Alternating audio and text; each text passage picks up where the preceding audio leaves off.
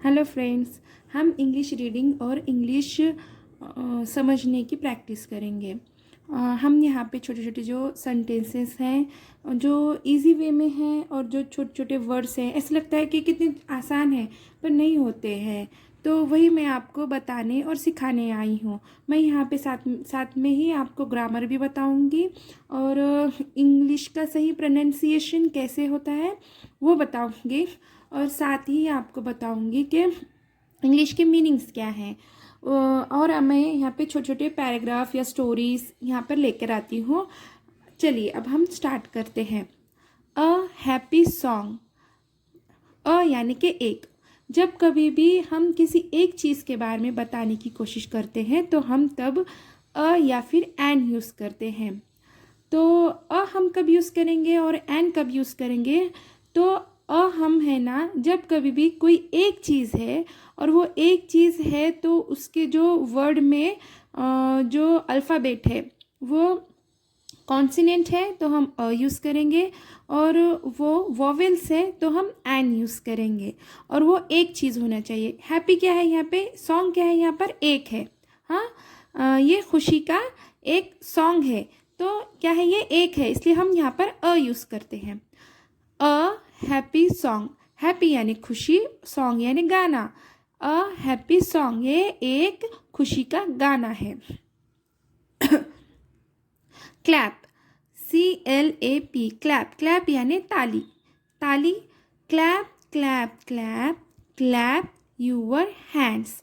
Your यानी तुम्हारे, hands यानी हाथ। देखिए, हैंड यानी कि एक हाथ। जब एस लग जाता है तो उसको हैंड्स पढ़ते हैं, और हैंड्स मतलब कि ये एक नहीं, दो और दो से कहीं ज़्यादा। जब दो और दो से कहीं ज़्यादा होते हैं तो हम तब उसे एस नहीं तो ES ऐसा लगाते हैं, तो वो हम वो क्या हो जाता है? एक, दो या फिर दो से कहीं ज़्यादा हैंड्स। हाँ, तो यहाँ पर क्या है? ताली बजाने के लिए हमें एक हाथ लगता है क्या? नहीं। एक हाथ से ताली बजती है क्या? नहीं, दो हाथों से बजती है। तो यहाँ पे क्या बोल रहा है कि ताली बजाने के बारे में बताया गया है। Clap clap clap clap your hands, के अपने मतलब कि वो बोल रहा है कि तुम्हारे हाथों से ताली बजाओ। Clap your hands together. Clap your hands, तुम्हारे, देखो, ताली तुम्हारे हाथों से। Clap your hands together. Together यानी कि एक साथ। टुगेदर यानी कि एक साथ। ताली बजाओ एक साथ तुम्हारे हाथों से। देखिए ये बच्चा क्या कर रहा है? ये ताली बजा रहा है। Clap your hands together. Tap tap tap tap your feet. Tap यानी के पैर बजाना। पैर बजाने को टैप कहते हैं। देखिए ये लड़की क्या कर रही है? यहाँ पे पैर बजा रही है। यूअर यानी के तुम्हारे, फीट यानी के पैर। क्या ये लड़की क्या कर रही है? अपने पैर बजा रही है। पैर बजाओ तुम्हारे। टैप यूअर फीट, पैर बजाओ तुम्हारे। Tap your feet together. Tap your feet together. पैर बजाओ, देखो, फीट यानी पैर बजाओ तुम्हारे एक साथ। टुगेदर यानी के एक साथ। पैर बजाओ तुम्हारे एक साथ। देखिए हर लैंग्वेज के अपने अपने रूल होते हैं कि उसको हम वर्ड टू वर्ड हम एक लाइन से, जैसे हमारे हिंदी में वर्ड है वैसे ही इंग्लिश में लगा देंगे तो नहीं चलेगा। आगे पीछे वर्ड्स होते हैं तभी तो सेंटेंस बनता है।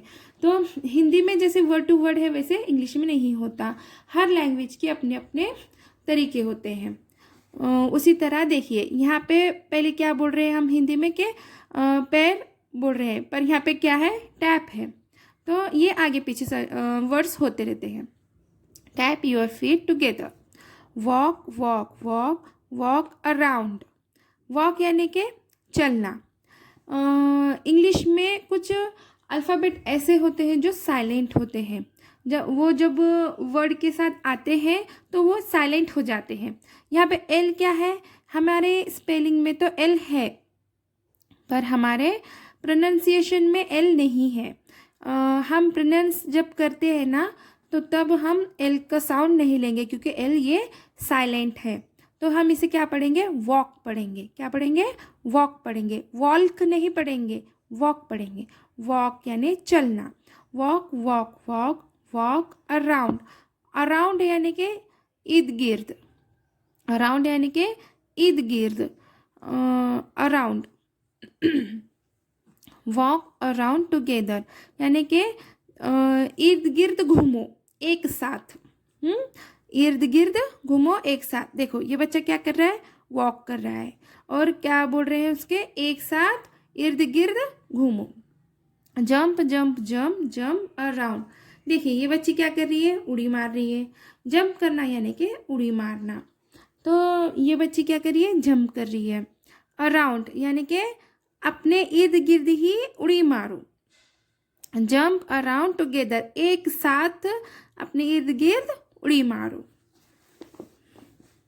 चलिए यहाँ पे हमारी पोयम ख़त्म होती है। आज के लिए बस इतना ही।